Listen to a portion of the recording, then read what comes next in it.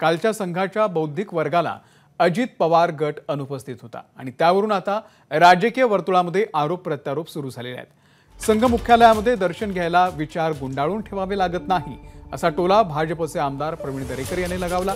दरेकरांच्या या टीकेवरती राष्ट्रवादीचे अजित पवार गटाचे आमदार अमोल विटकरी यांनी प्रत्युत्तर दिलंय।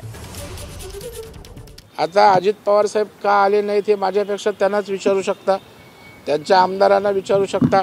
पण मला वाटतं त्या ठिकाणी येऊन दर्शन घेऊन त्या ठिकाणी एक ऊर्जा स्रोत राजकारणात सामाजिक क्षेत्रात मिळत असतं, ते काय घ्यायला हरकत नव्हती।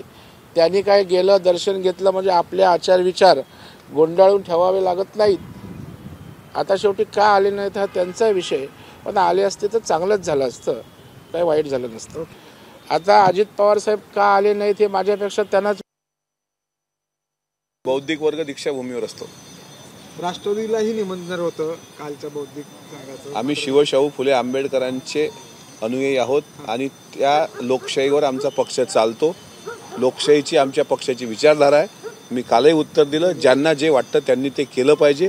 हा भारतीय राज्यघटनेच्या पहिल्या प्रस्ताविकामध्ये म्हणजे प्रियांबलमध्ये की धर्माचे अधिकार हे जे दिलेलं आहे आम्हाला बाबासाहेब आंबेडकरांनी, त्याचं पालन प्रत्येकजण करतं।